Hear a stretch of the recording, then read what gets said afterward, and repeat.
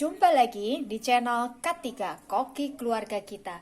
Tempatnya berbagi resep standar, berbagi tips, dan berbagi keterampilan praktis. Sekarang memasak jadi lebih mudah karena sudah ada lebih dari 190 resep standar di channel ini. Mau bikin apa hari ini? Tinggal cari resepnya, lalu ikuti langkah-langkahnya.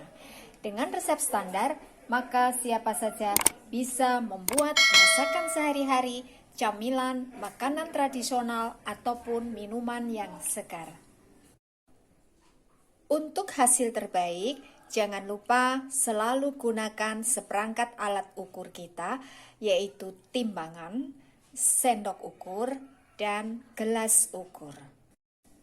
Kali ini saya ingin membagikan resep standar cara membuat roti sobek tanpa menggunakan mixer ataupun mesin, hanya dengan diuli sampai kalis, tapi hasil rotinya teksturnya tetap lembut dan empuk. Bagaimana cara membuatnya? Simak tutorialnya. Untuk membuat kue sobek ini, saya menggunakan 3 macam loyang ya. Yang pertama, loyang bulat. Ini saya menggunakan ukuran 16 cm. Kemudian yang kedua, loyang persegi, ukurannya 10 x 20 cm. Dan yang ketiga, ukuran kecil ya, kotak. Ini ukurannya 10 x 10. Semua loyang-loyang ini kita oles dengan margarin ya, dasar dan sekelilingnya.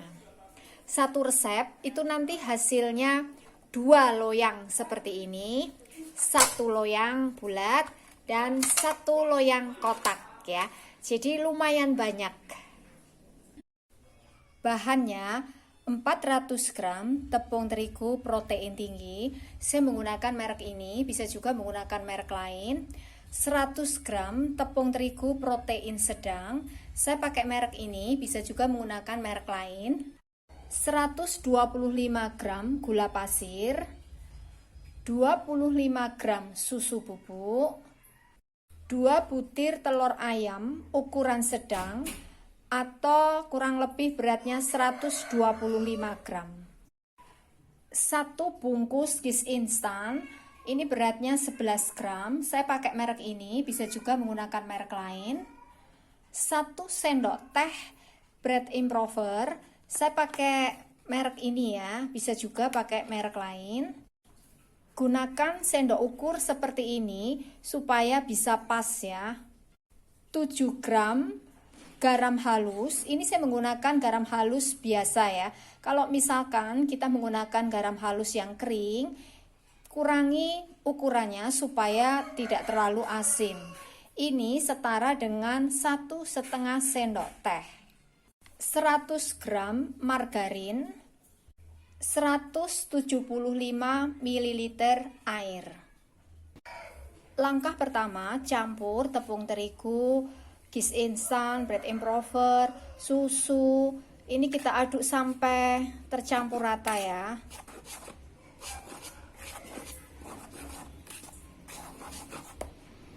Kemudian campur air dengan gula pasir dan garam. Ini kita aduk sampai betul-betul larut gulanya. Kocok lepas telurnya sampai putih dan kuningnya ini tercampur rata. Langkah berikutnya, masukkan telur ke dalam campuran tepung terigu ini ya. Kita aduk sampai tercampur rata. Kemudian masukkan larutan airnya. Ini kita aduk sampai rata. Kemudian tambahkan margarinnya. Ini kita aduk sampai tercampur rata. Aduk terus sampai bisa membentuk adonan yang kalis ya, seperti ini. Setelah membentuk adonan yang kalis, maka ini kita uli sampai elastis ya. Ini bisa menggunakan mesin, menggunakan mixer yang spiral ya. Tapi seandainya kita tidak ada mixer, maka ini bisa kita uli. Gerakannya, tarik adonan ke atas ya, seperti mencuci ya. Kemudian kita lipat ke bawah, lipat ke kanan atau ke kiri senyaman kita, tarik lagi ke atas seperti mencuci gerakannya. Ya, seperti ini. Kemudian kita lipat ke bawah, lipat ke kanan atau ke kiri, tarik lagi, dan seterusnya ya. Lakukan hal yang sama sampai nanti adonannya ini bisa elastis. Jadi adonan kita uli sampai elastis ya. Artinya adonannya ini kalau ditarik tidak gampang putus ya. Nah, seperti ini.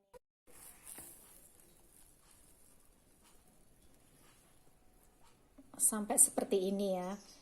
Ini tidak gampang putus saat ditarik ya, seperti ini.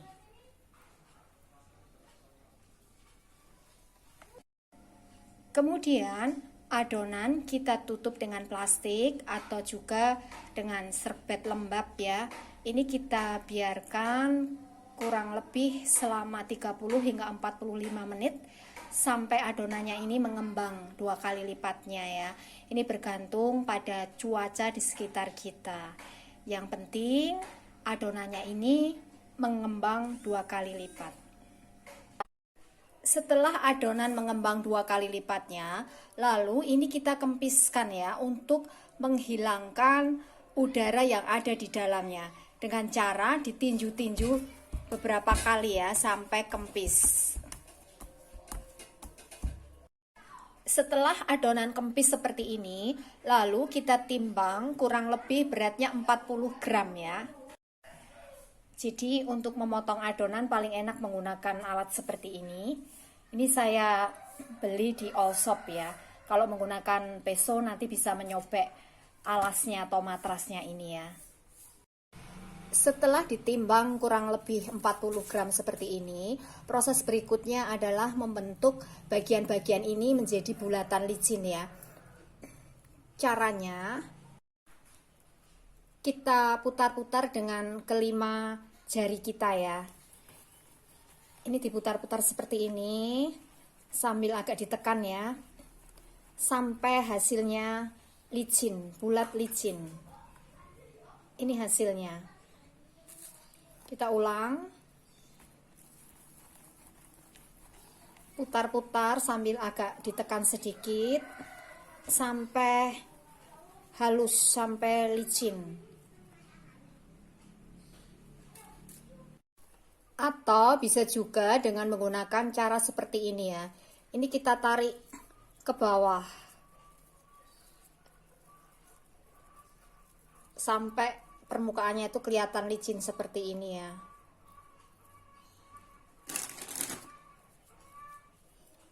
Lalu kita pijit-pijit bawahnya. Kita ulang. Kita tarik ya ke bawah.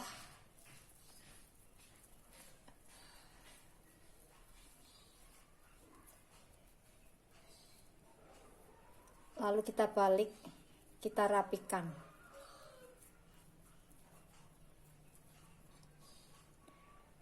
Terserah kita, senyaman kita, mau dengan cara apa. Yang penting hasil akhirnya ini bisa bulat, licin ya. Lakukan hal yang sama sampai semuanya selesai ya. Ini sudah selesai dibentuk bulat licin ya. Lalu ini kita diamkan kurang lebih 5-10 menit ya, supaya nanti memudahkan kita saat kita isi ya. Kita tutup dengan plastik supaya permukaannya ini tidak kering ya.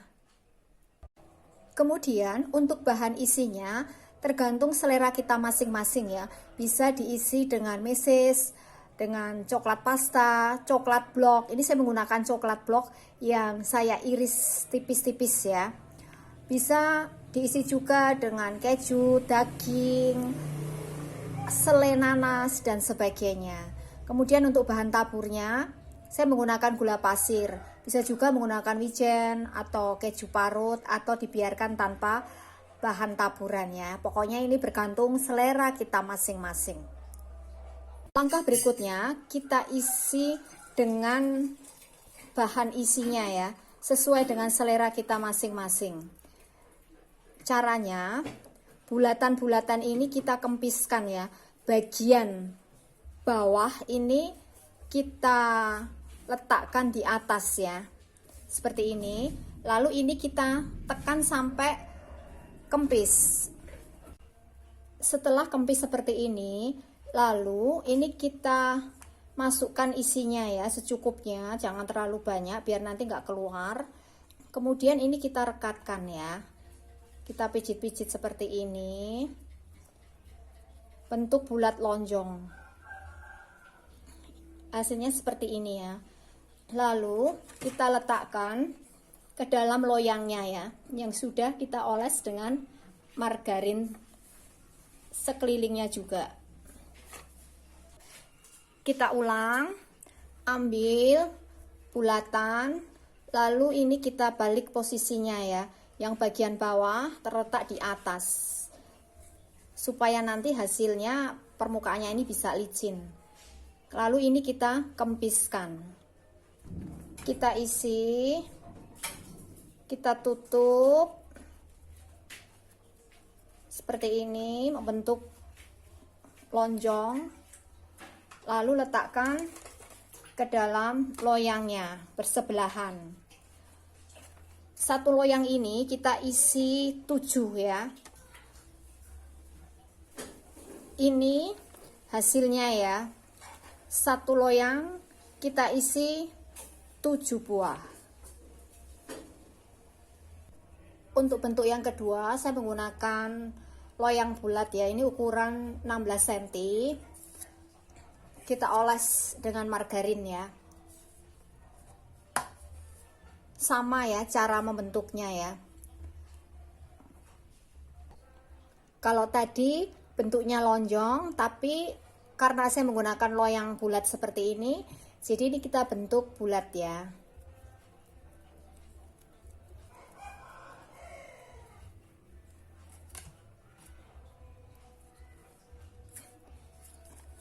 Kita letakkan ke dalam loyangnya, diberi jarak ya, ini nanti mengembang.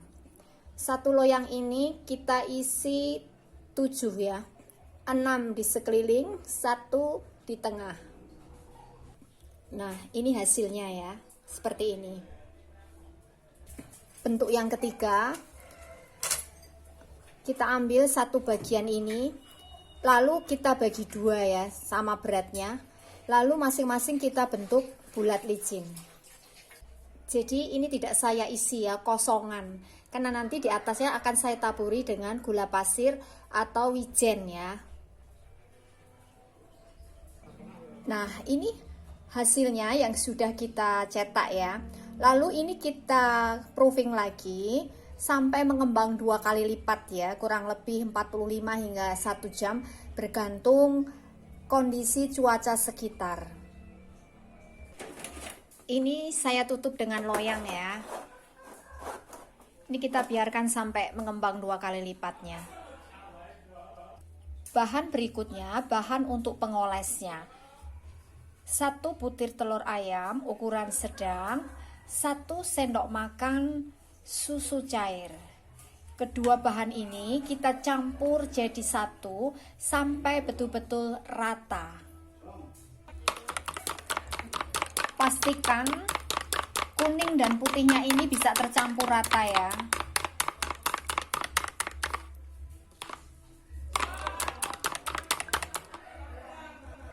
Kemudian untuk mengoles permukaan roti yang sudah mengembang, pilih kuas yang bulunya halus ya. Dan nanti saat kita oles permukaannya harus kita lakukan dengan hati-hati, jangan sampai membuat permukaannya ini kempes. Jadi saya menggunakan kuas yang bulu-bulunya ini halus seperti ini.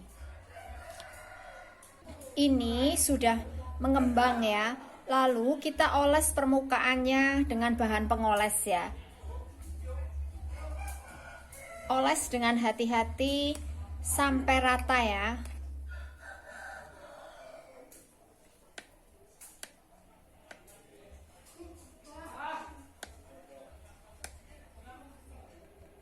Ini sudah selesai ya. Sudah selesai saya oles semuanya. Lalu ini siap untuk kita panggang. Nah, untuk yang tidak ada isinya atau kosongan, permukaannya ini bisa kita taburi dengan wijen ataupun gula pasir ya.